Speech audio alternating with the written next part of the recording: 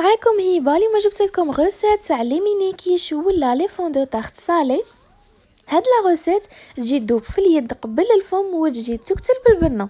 كيما على بالكم بلي رمضان راه قريب، سيو هاد لا غوسيت وخلوا لي رايكم فيها في لي كومونتير كيفاش خرجت معاكم. نبدا نوجد في العجينه تاعي. انا درت لكم الكيله بالميزان وعطيتكم ثاني الكيله بالكاس بالنسبه للناس اللي ما عندهمش الميزان.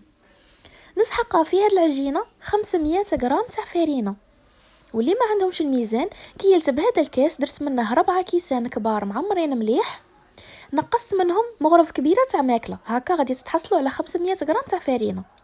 زدت معاها مغرف صغيره تاع الملح، ونزيد 150 غرام تاع دهان. انا جبت القابصه تاع 500 قسمتها على زوج وديت النصف تاعها. هنايا القانون تاع لاباط بغيزي ولا العجينه تاع ليكيش يقول باللي لازم الكميه تاع الفرينه نديرو نصف تاعها ماده دسمه ولا دهان. معناتها درنا 500 غرام تاع فرينه نديرو نصف تاعها اللي هو 250 غرام تاع دهان. هذه هي. وهنايا السر الاول باش تنجح معنا هاد العجينه، لازم نبسو مليح الفرينه مع هذاك الدهان.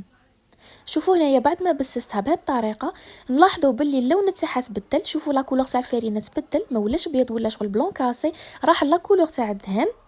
ومام القوامه تاعها تبدل، شوفوا كي ولات مرمله ولا القوامه تاعها كيما الطعام. وهنايا تاني لازم الدهان يكون بدرجه حراره الغرفه باش يعاوننا في التبساس. لو كان نديرو الدهان بارد غادي يغبننا كي نجيو نبسو الفرينه تاعنا. دروك كنجي نلم العجينه، جبت حبه تاع بيض تكون تاني هي بدرجه حراره الغرفه، زدت عليها 2 مغارف كبار تاع الماء بارد. الماء لازم يكون بارد من الفريجيدير. نخلط البيض مع الماء ونبدا نلم في العجينه. هنايا ثاني السر الزاوج باش لاباط تاعنا تخرج لنا طريه وتذوب في الفم، لازم كي نجيو نلموها ما نعجنوهاش، نلموها غير بصبعنا. هذه لاباط راها كيما الباط صابلي، وكاع نعرفوا بلي الباط صابلي لو كان نعجنوها غادي يروح لها هذاك التبساس وتولي مطاطيه والريزولطا تاعها ما تجيش مبسه مليح. هنايا راني نلم في العجينه تاعي وشفتها بلي ما تلمتليش، زدت 2 مغارف تاع ماء واحد اخرين. معناتها المجموع دات لي حبه تاع بيض كامله و4 مغارف كبار تاع الماء بارد.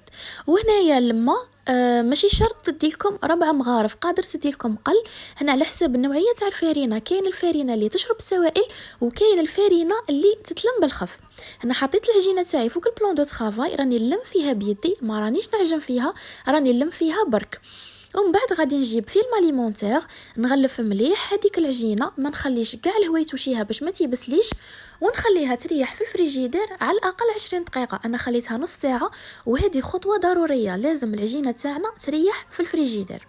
هنا بعد ما ريحت لي نص ساعه شوفوا كيفاش راه القوام تاعها راها طريه. غادي نشكل كرات ونحطهم في وسط ليمول. انا هنا عندي 3 انواع غادي نخدم بيهم، والشكل هنايا اختياري، كل وحده تخدم بالشكل اللي راه عاجبها. راه كاين بزاف انواع تاع ليمول، نجمو ميم ديروا بالمول الكبير كاع تاع الكيش تاني غادي تخرج معاكم بزاف شابه. هنايا راني بديت نخدم، راني نضغط هكا في هذيك لاباط في المول تاعي، سورتو في هذا النوع راكم تشوفوا الاطراف تاعها فيهم هاد لي ديتاي، لازم نضغطوا مليح باش نضمنوا باللي لاباط تاعنا راها وصلت لكاع المول هكا باش مرطيه تخرج لنا بيان فيني. وبالنسبه للسمك تاع العجينه انا درتها ما هي ليضه بزاف ما هي رقيقه بزاف، كما شفتوا رانا درنا كميه مليحه تاع دهن. لو كان نديروهم مغلاط غادي من بعد كي نجيو ناكلوهم غادي يقهمونا شويه. راني هنايا نخدم في الشكل الزاوج تاني بنفس الطريقه، هذا الشكل سهل شويه بارابور الاول. هنايا برك نقلع هذيك الزياده بالخدمي ونكمل كاع بنفس الطريقه.